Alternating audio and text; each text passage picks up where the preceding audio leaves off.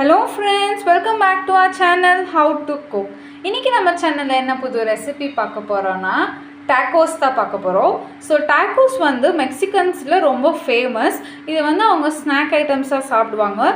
So நம்ம Indian ஸ்டைலில் என்னென்ன வெஜிடபிள்ஸ் இன்கார்பரேட் பண்ணி அந்த tacos-ஐ நம்ம எப்படி ஃபில் பண்ணலாம் நம்ம இந்த வீடியோவில் பார்க்கலாம். ஸோ வாங்க வீடியோக்குள்ளே போகலாம்.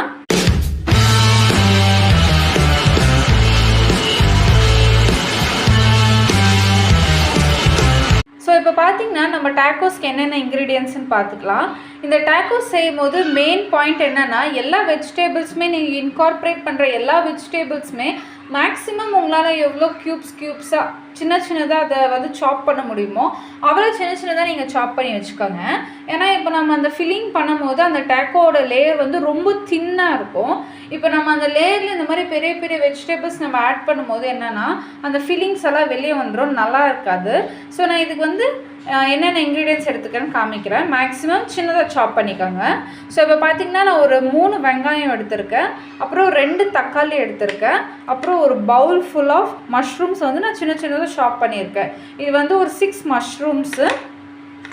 இது வந்து ட்ரை கலர் கேப்சிகம். நான் வந்து ஒரு கொஞ்சமாக லைட்டாக அப்படி கொஞ்சம் கட் பண்ணி எடுத்துட்டேன். இது வந்து ஒரு 3 பல்லு பூண்டு. ஸோ ஃபஸ்ட்டு வந்து இந்த ஃபில்லிங் வந்து நம்ம ஃப்ரை பண்ணிக்கலாம். ஸோ நான் இது கூட இன்னும் ஒரு இன்க்ரீடியண்ட்டும் என்ரிச் பண்ணுறதுக்கு ஆட் பண்ணுறேன். ஸோ அதுதான் நம்ம பன்னீர். ஸோ நம்ம பன்னீரையும் வந்து நல்லா திருவி எடுத்துக்கிட்டு நம்ம அதையும் இன்கார்பரேட் பண்ணிக்கலாம். ஸோ நான் வந்து டேக்கோஸ் செய்கிறதுக்கு அந்த அப்பர் லேயருக்கு நான் மாவு வச்சுருக்கேன். இந்த மாவில் என்னென்ன போட்டிருக்கேன்னா மைதா மாவு, உப்பு, எண்ணெய், கொஞ்சோண்டு பேக்கிங் சோடா. ஸோ இவ்வளோ தான். இந்த மாவை நான் வந்து நல்லா நீட் பண்ணிவிட்டு ஒரு 20 மினிட்ஸ் நீங்கள் இதை ரெஸ்ட் பண்ணணும். ஸோ இப்போ நான் இதை நீட் பண்ணி எடுத்துட்டேன். ஒரு 20 மினிட்ஸ் இதை ரெஸ்ட் பண்ணுறேன். இதில் ரெஸ்ட் பண்ணுறதுக்குள்ளெல்லாம் நம்ம வந்து இந்த மசாலாவை நம்ம செஞ்சு முடிச்சிடலாம். இப்போ வாங்க எப்படி இந்த மசாலா செய்யுதுன்னு பார்க்கலாம். இதை எப்படி ஃப்ரை பண்ணுறதுன்னு பார்க்கலாம். ஸோ நான் என்ன பண்ணியிருக்கேன்னா ஒரு நான்ஸ்டிக் தவா வச்சுருக்கேன். ஸோ இதில் எண்ணெய் வந்து ஒரு 4 டேபிள் ஸ்பூன் ஆஃப் எண்ணெய் வச்சுருக்கேன். அப்புறம் நம்ம சாப் பண்ணி வச்சுருக்கிறதுனால இந்த கார்லிக் நான் ஆட் பண்ணிக்கிறேன். ஆட் பண்ணிவிட்டு கேஸை வந்து மேக்ஸிமம் எவ்வளோ சிம்மில் வைக்க முடியுமோ அவ்வளோ சிம்மில் வச்சுக்கோங்க. ஸோ இது வந்து நல்லா ஃப்ரை ஆகணும்.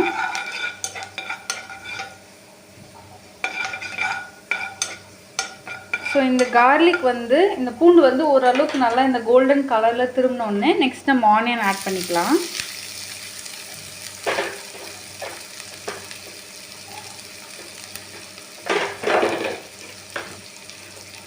ஆனியன் ஆட் பண்ணிவிட்டு நம்ம நல்லா டாஸ் பண்ணிக்கலாம்.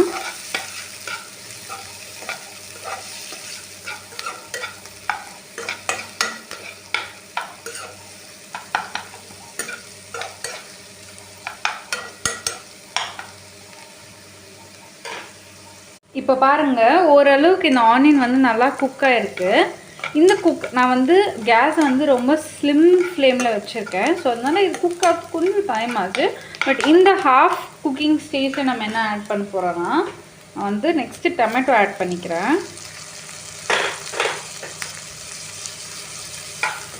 ஸோ நீங்கள் டொமேட்டோ ஆட் பண்ணிவிட்டு இந்த டொமேட்டோ வந்து நல்லா இப்படி ஸ்மாஷ் பண்ணால் அது ஸ்மாஷ் ஆகணும். ஸோ இந்த எண்ணெயிலே இதெல்லாம் குக் ஆகும்போது இன்னும் நல்லா அந்த டேஸ்ட் என்ஹான்ஸ் ஆகும். ஸோ தக்காளியில் வந்து தண்ணி விடும். ஸோ நம்ம இது குக் ஆகுற வரைக்கும் கொஞ்சம் வெயிட் பண்ணலாம். பாருங்கள் டொமேட்டோவும் நல்லா வந்து குக் ஆகிருக்கு. இந்த தக்காளி வந்து அந்த ஸ்கின் எல்லாம் பீல் ஆகி அந்த உள்ளே இருக்கிறதான அந்த பல்பெல்லாம் அப்படியே வந்துச்சு. எனக்கு இவ்வளோ டைம் குக் பண்ணுறதுக்கு இல்லைன்னு நீங்கள் நினச்சிங்கன்னா டொமேட்டோவை ஃபஸ்ட்டே நீங்கள் பியூரி பண்ணி எடுத்துக்கலாம். ஸோ அடுத்ததாக நான் என்ன பண்ண போகிறேன்னா கேப்சிகம் ஆட் பண்ணிக்கிறேன். ஆட் பண்ணிவிட்டு இதையும் வந்து நான் நல்லா டாஸ் பண்ணி எடுத்துக்க போகிறேன். ஸோ மேக்ஸிமம் இது எவ்வளோ குக் ஆகுதோ அவ்வளோவும் டேஸ்ட் என்ஹான்ஸ் ஆகும். நம்ம நினைக்கிறோம் கேப்சிகம் வந்து நார்மலான ஒரு வெஜிடபிள்ஸ்ன்னு சொல்லிட்டு இந்த வெஸ்டர்ன் டிஷ்ஷஸ்க்கெல்லாம் நம்ம கேப்சிகம் போடும்போது வெறும் சிக்கன், கேப்சிகம், பெப்பர், ஆயில் இது மட்டுமே நீங்கள் ஃப்ரை பண்ணி சாப்பிட்டு பாருங்கள், அவ்வளோ டேஸ்ட்டாக இருக்கும். ஸோ அந்த கேப்சிகமில் ஒரு விதமான ஒரு ஃப்ளேவர் வரும். ஸோ அந்த ஃப்ளேவர் ரொம்ப நல்லாயிருக்கும். நான் எல்லா வெஜிடபிள்ஸும் குக்காகி சுருங்கி வந்துடுச்சு. இந்த ஸ்டேஜில் வந்து நம்மளுக்கு பிடிச்சமான டாப்பிங்ஸ் லைக் உங்களுக்கு பன்னீர் பிடிச்சா பன்னீர் ஆட் பண்ணிக்கலாம், இல்லை பீஸ் பிடிச்சா பீஸ், பட்டாணி, இல்லை மஷ்ரூம், அந்த மாதிரி உங்களுக்கு என்னென்ன டாப்பிங்ஸ் இதில் வேணும்னு நீங்கள் நினைக்கிறீங்களோ அதெல்லாம் நீங்கள் ஆட் பண்ணிக்கலாம். இல்லை மேகி குக் பண்ணிவிட்டு இதை அப்படியே போட்டு எடுத்து அதில் ஸ்டஃப் பண்ணுற மாதிரி அதுவும் ரொம்ப நல்லாயிருக்கும். உங்களுக்கு என்னென்ன டாப்பிங்ஸ் பிடிக்குதோ அதெல்லாம் இதில் நீங்கள் ஆட் பண்ணிக்கலாம். ஸோ நான் இந்த வாட்டி நான் என்ன பண்ணியிருக்கேன்னா மஷ்ரூம் வச்சுருக்கேன். ஸோ மஷ்ரூம் போட்டுக்கப்புறம் இந்த டிஷ்ஷுக்கு தேவையான உப்பு, இதில் வந்து நான் கரம் மசாலா கொஞ்சம் சிக்கன் மசாலா ஆட் பண்ணி வச்சுருக்கேன், அதை ஆட் பண்ணிக்கிறேன். ஆட் பண்ணிவிட்டு 1 டேபிள் ஸ்பூன் பெப்பர் ஆட் பண்ணிவிட்டு இப்போ நம்ம நல்லா இதை மிக்ஸ் பண்ணிக்கலாம். ஸோ இது எல்லா பக்கமும் நல்லா வந்து பைண்ட் ஆகணும், மசாலா அங்கங்கே திட்டாக நிற்கக்கூடாது. ஸோ இந்த மஷ்ரூம் ஹாஃப் குக்காக இருக்கும்போது நான் என்ன பண்ண போகிறேன்னா நான் கிரேட் பண்ணி வச்சுருக்கிறதான இந்த பன்னீரை நான் வந்து அப்படியே ஆட் பண்ணிக்க போகிறேன். ஸோ இப்போது இது வந்து கொஞ்சம் குக்காகி வரட்டும், நம்ம வெயிட் பண்ணலாம். பார்த்திங்கன்னா நம்ம போட்ட எல்லா வெஜிடபிள்ஸ் எல்லாம் நல்லா வந்து பைண்ட் ஆகி வந்திருக்கு.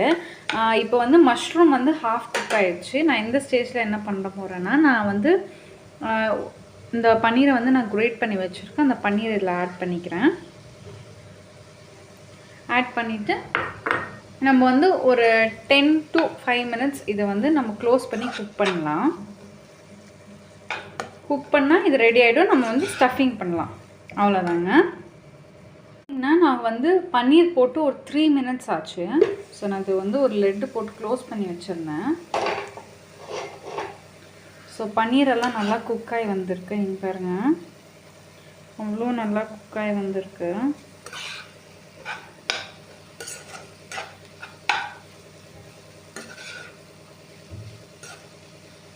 ஆக்சுவலி இது ஒரு பியோர் மெக்சிகன் டிஷ். ஆனால் இது வந்து நம்ம இந்தியன் ஸ்டைல் ஸ்பைசஸில் எப்படி இருக்கும்னு ட்ரை பண்ணி பார்க்கணுன்னு தான் இந்த வீடியோவை எடுக்கிறேன் நான். நம்ம Indian spices, I love our Indian ஸ்பைசஸுங்க. ஸோ நம்ம பெப்பரு, நம்ம போட்ட எல்லா மசாலாவுமே இதில் நல்லா பைண்ட் ஆகி வந்திருக்கு.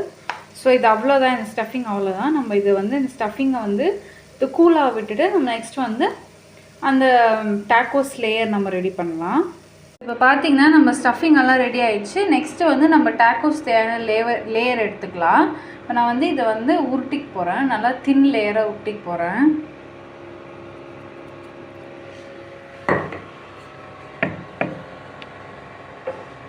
ஸோ உங்களால் மேக்ஸிமம் எவ்வளோ மெல்லிசாக உருட்ட முடியுமோ அவ்வளோ மெல்லிசாக நீங்கள் உருட்டி எடுத்துக்கோங்க. ரொம்ப பெருசாக சப்பாத்தி மாதிரியெல்லாம் உருட்ட போகாதீங்க, பூரி சைஸ்க்கு இருந்தால் போதும் நம்மளுக்கு. பார்த்திங்கன்னா மேக்ஸிமம் நான் என்னால் எவ்வளோ மெல்லிசாக இதை உருட்ட முடியுமோ அவ்வளோ மெல்லிசாக உருட்டி எடுத்து வந்திருக்கேன். இந்த பக்கம் நான் தவாவை வந்து ஃபஸ்ட்டே சீசன் பண்ணி வச்சுருக்கேன். ஸோ இப்போ என்ன பண்ணலான்னா இந்த மாவை இதில் நம்ம ட்ரான்ஸ்ஃபர் பண்ணிக்கலாம். ஸோ இது வந்து ஃபுல்லாக குக் ஆகணும்னு இல்லை, ஒரு பக்கம் லைட்டாக குக் ஆனோடனே நம்ம திருப்பிட்டு 2 பக்கமும் அது வேக வச்சு அதுக்கப்புறம் நம்ம ஸ்டஃபிங் பண்ணலாம். ஸோ பார்த்திங்கன்னா ஒரு பக்கம் லைட்டாக குக் ஆகி வந்துச்சு. ஸோ நான் என்ன பண்ண போகிறேன்னா அப்படியே இதை வந்து ஸ்வாப் பண்ண போகிறேன்.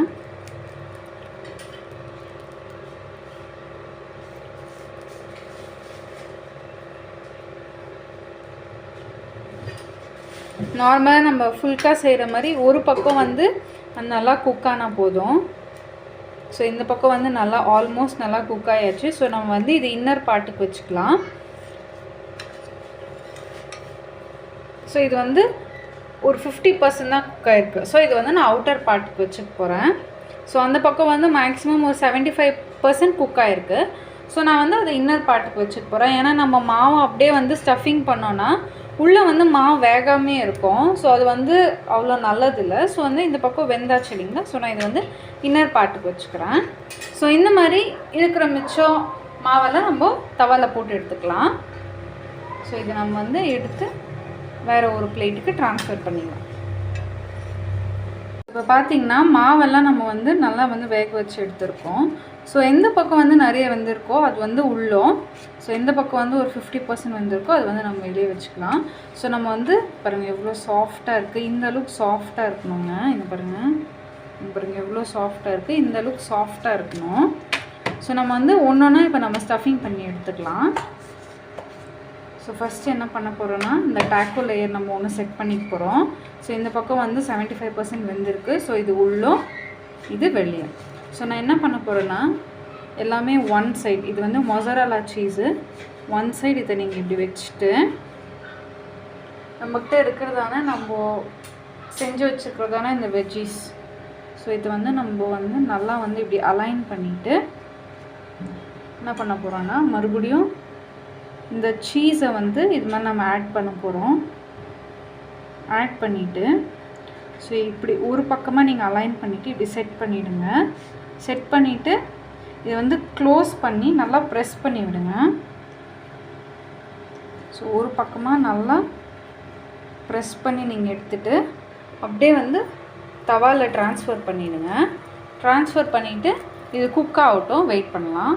இப்போ பார்த்திங்கன்னா நம்ம டாக்கோஸ் வந்து நல்லா வெந்து வந்திருக்கு. ஸோ நான் ஒன்றா அப்படியே பேட்ச் பை பேட்ச் போட்டுக்கிறேன்.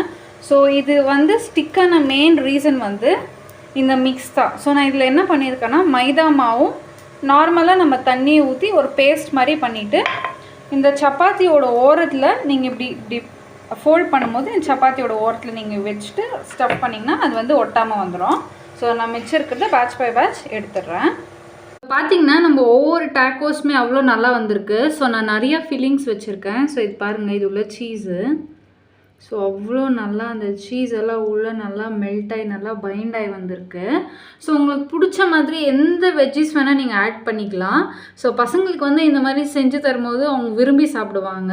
ஸோ இதில் வந்து எந்த வித வந்து லைக் ஹெல்த்துக்கு வந்து கெடுதலாக எதுவுமே இல்லை. நம்ம நார்மலாக என்ன வெஜிடபிள்ஸ் வீட்டில் யூஸ் பண்ணுவோம் அதை நீங்கள் இன்கார்பரேட் பண்ணி செஞ்சுக்கலாம். ஸோ இந்த வீடியோ அவ்வளோதான். இந்த வீடியோ உங்களுக்கு இன்ஃபர்மேட்டிவாக இருந்துச்சுன்னு நம்புகிறேன். See you in the next video. Until then, tata. Bye bye.